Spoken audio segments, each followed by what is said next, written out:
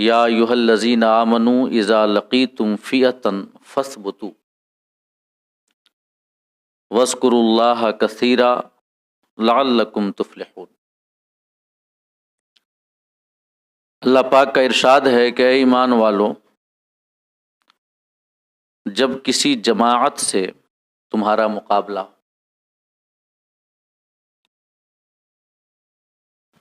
جب کسی جماعت سے تم ملاقات کرو، اور ملاقات سے مراد ہے جب مقابلہ ہو، فاثبتوا تو ثابت قدم رہو،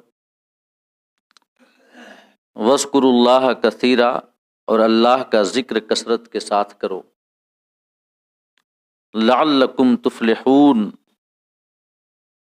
کہ تمہیں کامیابی اور کامرانی ملے۔ اس آیت کریمہ میں اللہ رب العزت نے دو احکام عطا کیے ہیں۔ جب کسی دشمن سے مقابلہ ہو، کسی مخالف جماعت سے مقابلہ ہو، اور کوئی ضروری نہیں ہے کہ مقابلہ جہاد ہی کی شکل میں ہو، بلکہ ہر وہ مقابلہ جو ایمان کی بنیاد پر، اسلام کی بنیاد پر، مومن ہونے کی بنیاد پر ہمارے اوپر تھوپا جائے کہہ لیجیے، تو اس وقت اللہ پاک نے ہمیں 5 احکام دیے ہیں، جن میں سے 2 حکم آیت نمبر 45 میں ہے سورہ انفال کی، اور باقی کے جو 3 احکام ہیں وہ آیت نمبر 46 اگلی آیت کریمہ میں۔ تو پہلا حکم یہ ہے کہ ثابت قدم رہو، دوسرا حکم یہ ہے کہ اللہ کا ذکر کثرت کے ساتھ کرو، تیسرا حکم ہے وَأَطِیعُوا اللَّهَ وَرَسُولَهُ، اللہ اس کے رسول کی اطاعت اور فرما برداری کرو، اور چوتھا حکم ہے وَلَا تَنَازَعُوا فَتَفْشَلُوا وَتَذْهَبَ رِيحُكُمْ، آپس میں جھگڑا نہ کرو ورنہ تم بزدل ہو جاؤ گے اور تمہاری ہوا نکل جائے گی۔ یہ چوتھا حکم ہے۔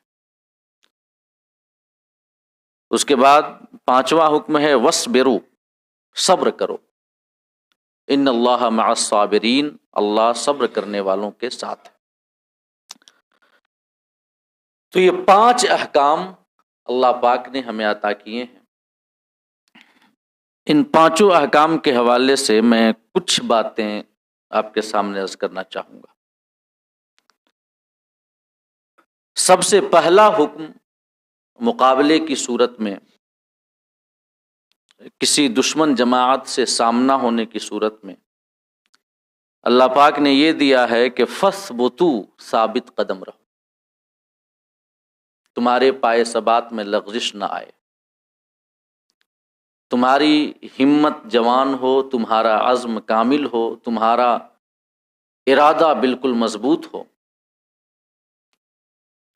ایسا نہ ہونے پائے کہ وقتی جوش اور جذبے کے تحت کوئی اقدام کر لو پھر اس کے بعد قدم پیچھے ہٹا لو۔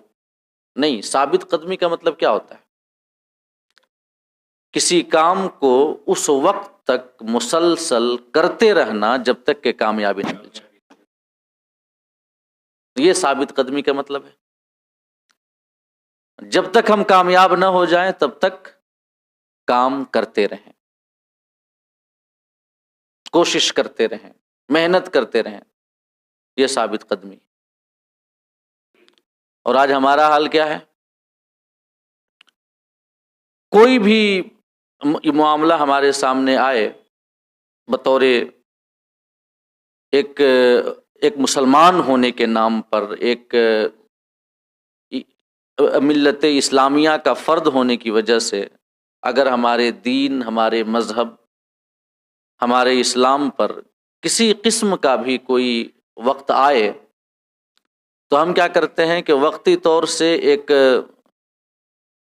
چھوٹا سا یا یوں ہی سا احتجاجی مظاہرہ کر لیا، اور پلاننگ کے تحت اسے ناکام بھی کر دیا جاتا ہے، اور پھر اس کے بعد ہم خاموش ہو جاتے ہیں۔ یہ ہمارا حال ہوتا ہے آج، کہ بس وقتی طور سے کوئی احتجاج کر لیا، اس کے بعد چپ ہو گئے، خاموش ہو گئے۔ اللہ پاک فرماتا ہے فَثْبُتُوا، ثابت قدم رہو۔ جب دین کی بات آئے، ایمان کی بات آئے، جب حملہ ایمان اور اسلام کے بنیادی جو ارکان ہیں ان پر ہو، تو اس وقت جب بھی کوئی پیش قدمی ہم کریں تو اللہ فرماتا ہے فَثْبُتُوا، ثابت قدمی کے ساتھ کرو۔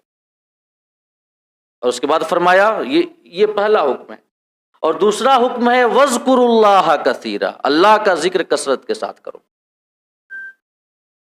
اللہ کا ذکر کثرت کے ساتھ کرنے سے مراد کیا ہے؟ اللہ پاک سے مدد مانگو کہ اللہ پاک کامیاب کر دے۔ ذرا ان کی ترتیب دیکھیں کہ پہلے ثابت قدمی کا حکم دیا، پھر مدد کی دعا مانگنے کا حکم دیا۔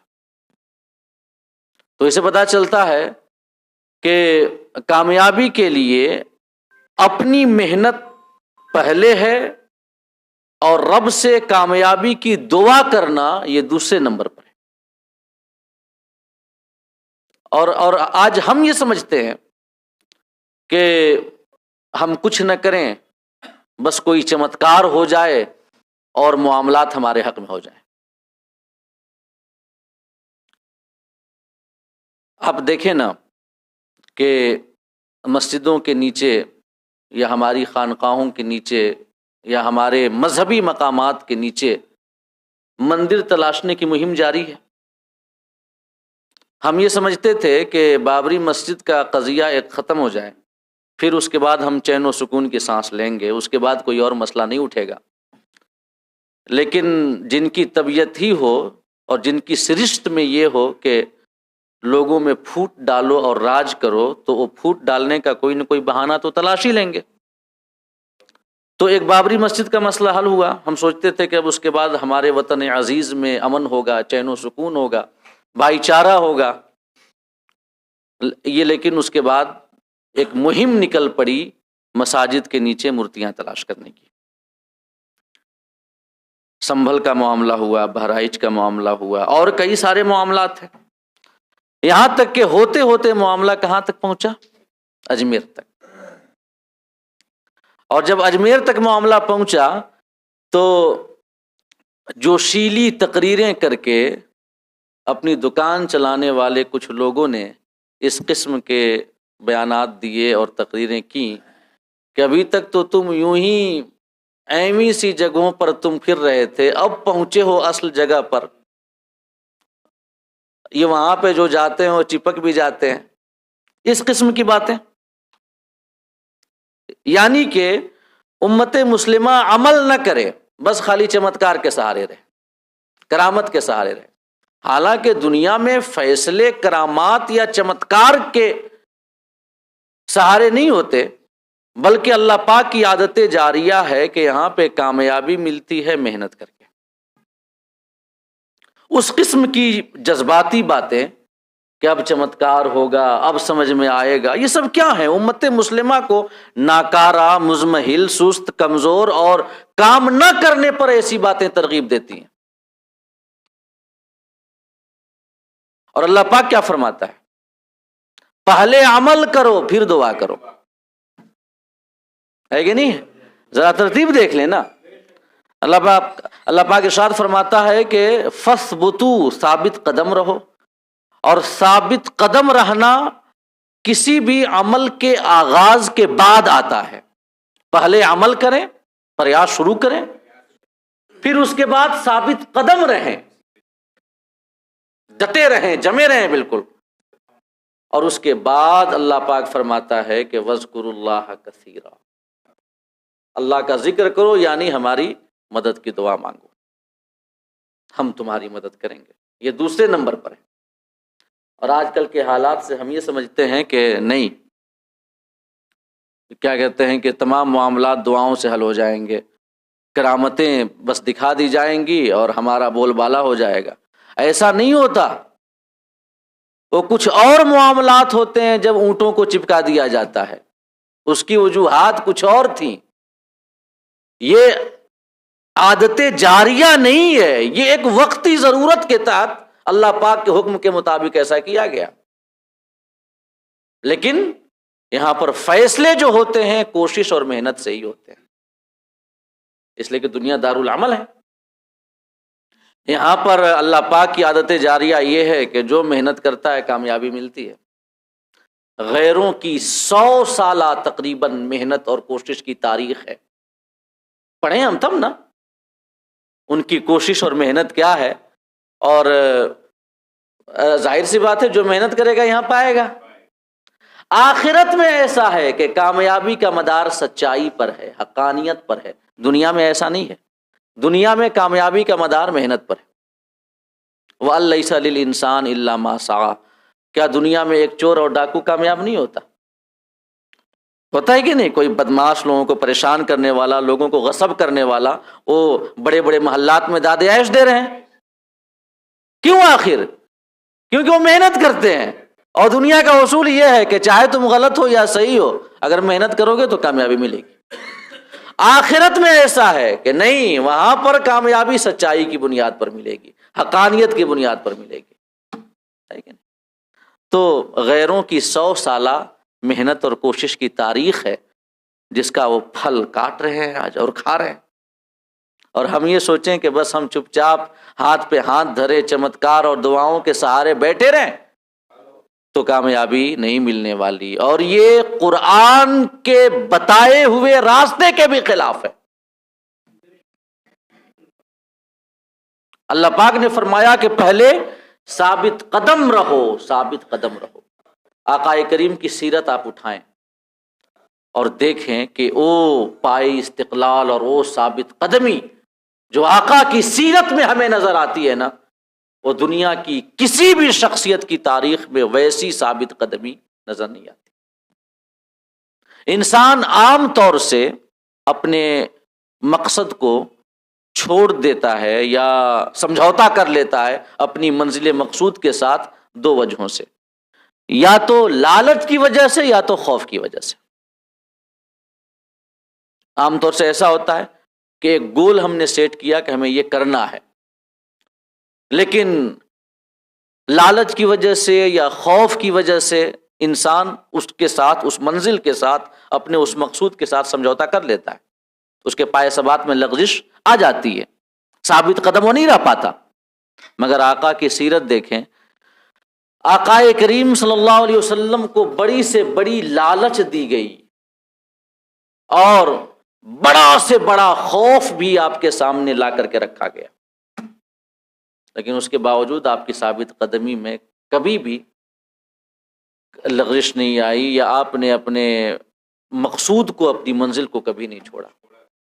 لالچ کی مثال دیکھیے، جناب ابو طالب کے واسطے سے یہ مکہ کے بڑے بڑے رؤسا آقا کریم کی بارگاہ میں حاضر ہوئے اور یہ کہا کہ حضرت ابو طالب سے کہ آپ اپنے بھتیجے سے کہیے کہ یہ جس راہ پہ چل رہے ہیں، ہمارے معبودوں کو غلط کہتے ہیں، ہمارے مذہب اور ہمارے ایمان کو غلط کہتے ہیں، اپنے دین کی جانب آنے کی ہمیں دعوت دیتے ہیں، آپ ان سے کہیے انہیں کیا چاہیے۔ اگر انہیں حکومت چاہیے تو ہم سب ان کو اپنا بادشاہ بنا لیتے ہیں، اگر ان کو دولت چاہیے تو ہم اپنے خزانے ان کے قدموں میں لا کر ڈھیر کر دیتے ہیں، اگر کسی خوبصورت دوشیزہ سے اگر انہیں شادی کرنا ہے تو ہم عرب کی سب سے حسین و جمیل عورت سے ان کا نکاح کرا دیتے ہیں۔ ذرا دیکھیں نا، لالچ، پیسہ، پاور، عورت، یہ تین چیزوں سے بڑی لالچ اور کوئی نہیں ہو سکتی، ہے کہ نہیں ہے؟ اور انہوں نے یہ تینوں لالچیں آقا کریم کو دی کہ اگر آپ چاہیں تو ہم آپ کو بادشاہ بنا لیں، پاور ہے، خزانہ آپ کے قدموں میں ڈال دیں، پیسہ، عرب کی سب سے خوبصورت دوشیزہ سے آپ کا نکاح کرا دیں، عورت۔ تو آپ کو بڑی لالچیں، بڑی سے بڑی لالچیں دی گئیں، لیکن آقا کریم نے کیا جواب دیا؟ آپ نے عرض کیا، آپ نے فرمایا کہ چچا جان آپ ان سے کہیے کہ اگر یہ میرے ایک ہاتھ میں چاند اور دوسرے ہاتھ میں سورج کو بھی لا کر رکھ دیں پھر بھی میں اپنا مشن کبھی نہیں چھوڑوں گا. یہ ہے ثابت قدمی. اور خوف کی ظاہری شکل، ورنہ حقیقتاً تو کچھ نہیں، کیونکہ آقا کریم صلی اللہ علیہ وسلم ہمیشہ اپنے رب کی حمایت اور نصرت میں رہا کرتے تھے، تو وہاں پر حقیقتاً خوف تو کچھ نہیں تھا، لیکن ایک ظاہری خوف کی میں بات کر رہا ہوں. طائف میں جب آقا گئے اس وقت کے جو حالات ہوئے اس کو آپ دیکھیں. آپ پر تان و تشنی کے تیر برسائے گئے، پتھر چلائے گئے، گالیاں دی گئیں، مذاق اڑایا گیا، پھپتیاں کسی گئیں، اتنے پتھر مارے گئے کہ آپ کے نالین مقدس آپ کے خون سے بھر گئے. طائف کا وہ سفر ایک خوف کی ظاہری وجہ ہے اور بڑی وجہ ہے. آقا کریم کی ہجرت خوف کی ایک دوسری ظاہری بڑی وجہ ہے کہ انسان اپنا وطن چھوڑنے پر مجبور ہو جائے. آقا کریم جب مکہ سے باہر نکلے اور ہجرت کی رات، تو آپ نے یہ پلٹ کر کے مکہ کو دیکھا اور کہا کہ خدا کے تمام شہروں میں اے شہر مکہ تو مجھے زیادہ محبوب ہے، تمام شہروں سے زیادہ میرا پیارا شہر تو ہے، لیکن اگر میری قوم تمہیں چھوڑنے پر مجھے مجبور نہ کرتی تو میں کبھی نہیں تمہیں چھوڑتا. یہ خوف کی ایک دوسری بڑی ظاہری وجہ ہے.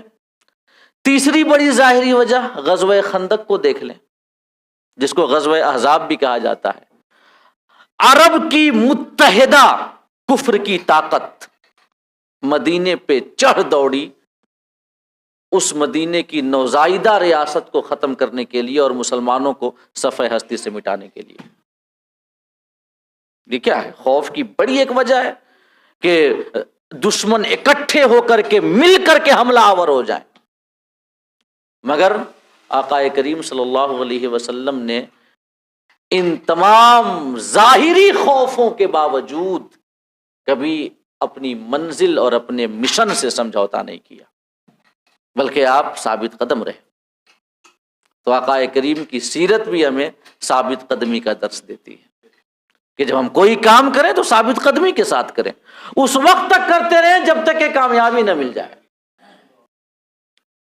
تو یہ پہلا حکم ہے. اور دوسرا حکم ہے کیا کہ وَاذْكُرُوا اللَّهَ كَثِيرًا، اللہ کا ذکر کثرت کے ساتھ کرو، یعنی رب سے دعا مانگو. ثابت قدمی کے بعد عمل کرنے اور عمل پر ثابت قدمی کے بعد اللہ رب العزت نے حکم دیا کہ مجھ سے دعا مانگو. اس سے پتہ چلتا ہے کہ ظاہری دعا پہلے ہے، دعا بعد میں ہے. اور ہم دعا پہلے کرتے ہیں اور دعا بعد میں کرنے کی کوشش کرتے ہیں، کوشش. تو اب ظاہر سی بات ہے، اس کے بعد اللہ پاک نے فرمایا کہ اگر یہ دو چیزیں ہوئیں کہ ثابت قدم رہے اور مجھ سے دعا مانگی حمایت اور مدد کی، لعلکم تفلحون، تو تم یقیناً کامیابی حاصل کرو گے. یہ دو احکام ہیں. اب تیسرا حکم دیکھیں، وَأَطِيعُوا اللَّهَ وَرَسُولَهُ، اللہ اس کے رسول کی اطاعت کرو.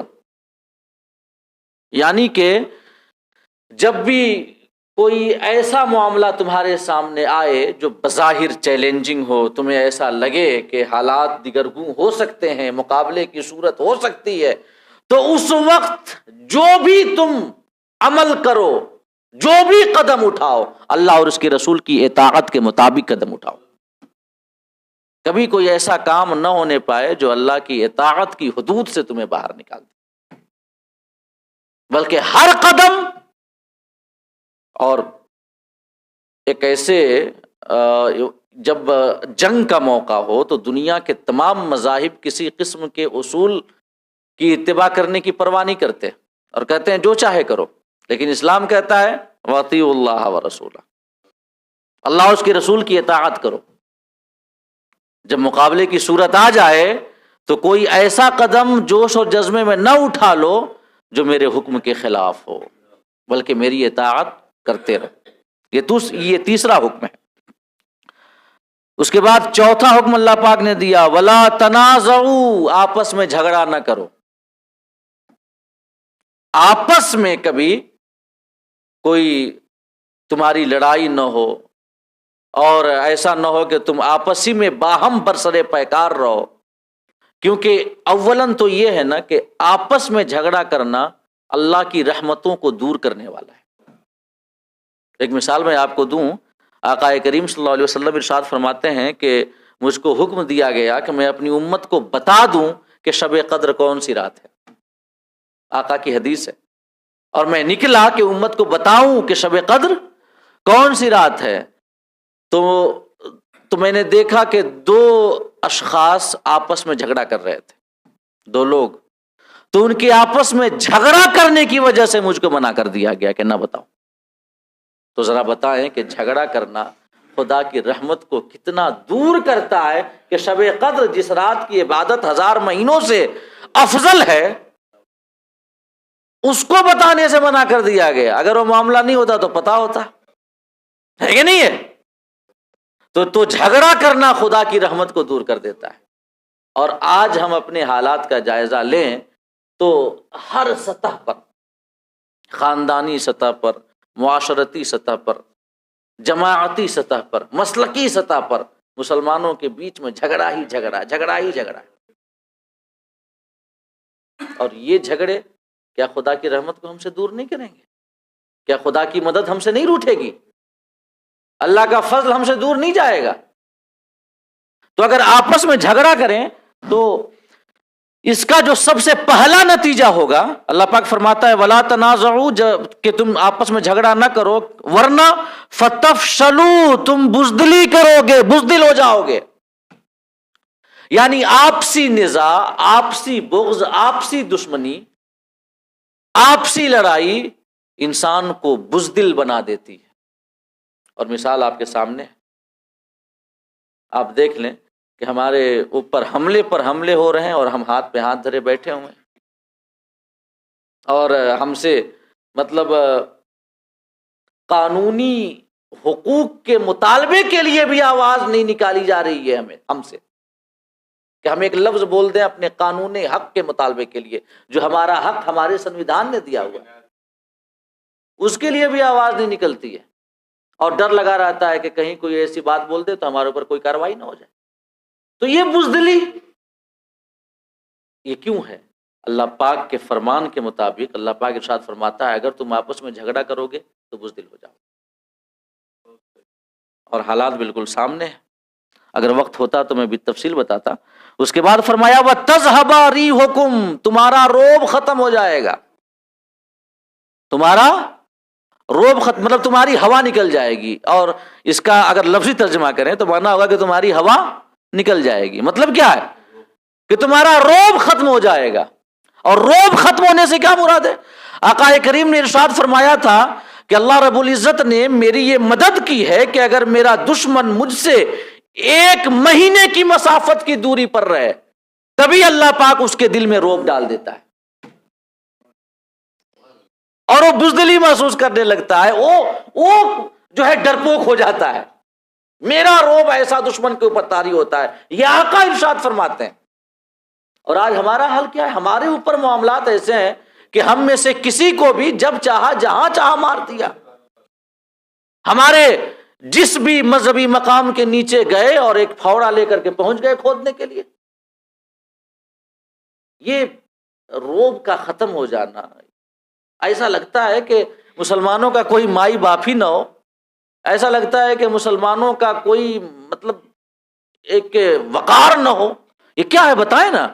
ہر مسجد کے سامنے پہنچ جانا، یہاں تک کہ 800 سال پرانی درگاہ خواجہ اجمیر کی بارگاہ تک پہنچنے کی جسارت کر لینا، اتنی بڑی جسارت۔ اگر آپ اس کا دل سے تجزیہ کریں نا تو آپ کو یہ سمجھ میں آئے گا کہ ہمارے مسلکی تنازعات اور اختلافات کی وجہ سے غیروں کے دلوں سے ہمارا روب بالکل ختم ہو گیا ہے۔ کوئی روب ہی نہیں، وہ سمجھتے ہیں کہ جو چاہو کر لو، یہ کچھ نہیں کرنے والے، ان کے اندر کوئی طاقت ہی نہیں بچی، یہ ان کا خیال ہو گیا ہے۔ قرآن دیکھیں، اللہ کا فرمان دیکھیں، کیا فرمایا اللہ پاک، وَلَا تَنَازَعُوا، آپس میں جھگڑا نہ کرو ورنہ پہلا جو معاملہ ہوگا فَتَفْشَلُوا، اللہ فرماتا ہے تم بزدل ہو جاؤ گے، وَتَذْهَبَ رِيحُكُمْ، اور تمہارا روب دشمن کے دل سے نکل جائے۔ مطلب بتائیں کیا تعداد میں ہم کم ہیں؟ کم تو نہیں ہے تعداد میں۔ ہمارا حال تو یہ ہے کہ اگر کسی ہمارے معتقد پیر کا انتقال ہو جائے تو اس کے جنازے کے لیے کروڑوں کی تعداد میں ہم حاضر ہو جاتے ہیں، لاکھوں کی تعداد میں، کئی لاکھ کسی کے انتقال پہ، لیکن زندوں کے حق کے لیے مشکل ہے کہ نہیں ہے؟ زندوں کے حقوق کی لڑائی کے لیے آقا کریم صلی اللہ علیہ وسلم کی شان پہ بات آ جائے اس وقت نکلنے کے لیے نہیں، 1000 10,000 کی تعداد میں نکلنا مشکل ہے، اور اگر کسی معتقد پیر کا انتقال ہو جائے تو اس کے جنازے میں جانے کے لیے تقریباً 10 لاکھ فوراً ہو جائیں گے۔ بتائیے نا آپ، مطلب کہنے کا یہ ہے کہ کیا زندوں کے حقوق کی کوئی اہمیت نہیں رہ گئی؟ یہ بزدلی کیوں ہے؟ آپسی جھگڑا، آپسی نفرت، آپسی دشمنی، آپسی بغض۔ آج حالات تو یہ ہے کہ اہل سنت کے مقابلے میں جو دیگر مکاتب فکر ہے ان کی بات تو چھوڑیں، حالانکہ وقت یقیناً آن پہنچا ہے کہ سارے مکاتب فکر ملت کے مشترکہ مفاد کے لیے ایک ہو جائیں۔ اور جو لوگ یہ کہتے ہیں نا کہ ابھی ایسا وقت نہیں آیا، ایسے لوگ انتہائی پرلے درجے کے بے وقوف ہیں، اور اگر ان کے خاندان میں سے کسی تک بات پہنچ جائے نا تو پھر دیکھیں کیسا ہو ہلہ کرتے ہیں، لیکن امت مسلمہ مرتی رہے کوئی فرق نہیں پڑتا، ان تک بات آ جائے اگر دیکھیں تب اس کے بعد کیا وہ مطلب کس قسم کی بیان بازیاں ہوتے ہیں، یہ دین پہ حملہ ہے، اسلام پہ حملہ ہے، تم پر حملہ ہے، یہ کس پر حملہ ہے؟ تم پر حملہ ہے یہ۔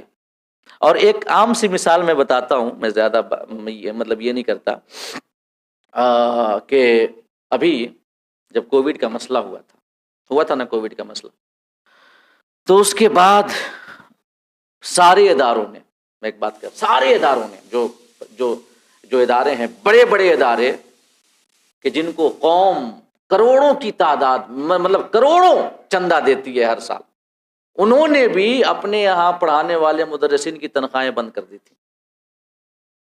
بڑے بڑے اداروں نے، جو چھوٹے ادارے ہیں ان کی بات تو چھوڑیے نا، وہ تو بیچارے غریب ہیں، کسی نہ کسی طرح ان کا معاملہ چل رہا ہے، لیکن بڑے اداروں نے بھی بند کر دی تھی مطلب تنخواہیں۔ لیکن اگر یہ گورنمنٹ کی جانب سے ہو جاتا تو